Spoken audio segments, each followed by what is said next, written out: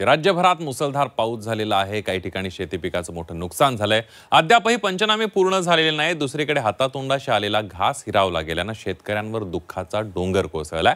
आता सरकारनं शेतकऱ्यांना मदत करणार असल्याची घोषणा केली, मात्र विरोधकांनी यावरून सरकारला धारेवर धरलाय।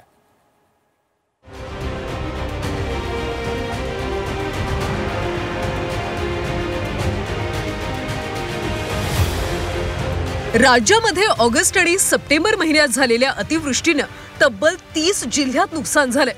राज्यातल्या 17 लाख हेक्टरपेक्षा अधिक क्षेत्र पावसाने बाधित झाले। आधी शेतकऱ्यांची कर्जमाफी झाली नाही, त्या शेतातलं पीकही हातातून गेले, त्यामुळे बळीराजा अडचणीत आला। आता आर्थिक कोंडीत सापडलेल्या बळीराजाला सरकारनं मदतीचा हात दिला। राज्य सरकार शेतकऱ्यांच्या पाठीशी असून नुकसानग्रस्तांना मदत करणार असल्याची घोषणा मुख्यमंत्री फडणवीस यांनी केली आहे। मराठवाड्यामध्ये खूप मोठ्या प्रमाणात अतिवृष्टी झाली। या अतिवृष्टीमध्ये काही आमचे बंधू भगिनी दगावले, त्यांनाही मी श्रद्धांजली अर्पण करतो। आणि ज्या शेतकऱ्यांचं नुकसान या अतिवृष्टीमध्ये झालंय त्यांना सर्वांना तात्काळ मदत ही राज्य सरकारच्या वतीने देण्यात येईल।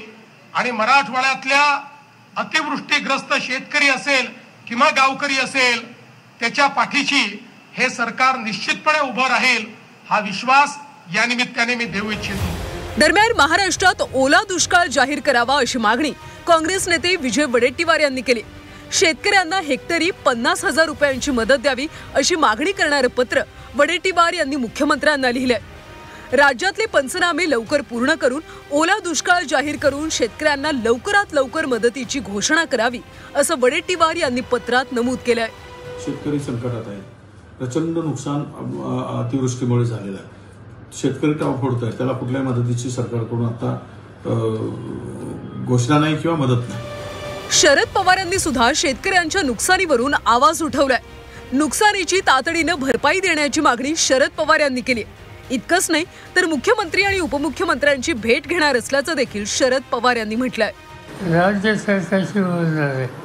आता मी कोल्हापूरला आलोय, तिथं माझा दौरा आहे, तो करून येऊन राज्य सरकार, मुख्यमंत्री, उपमुख्यमंत्री यांची भेट घेऊन हे सगळे प्रश्न त्यांच्यासमोर मांडणार। राज्यभरात मुसळधार पावसानं शेतकऱ्यांचं मोठं नुकसान झालंय।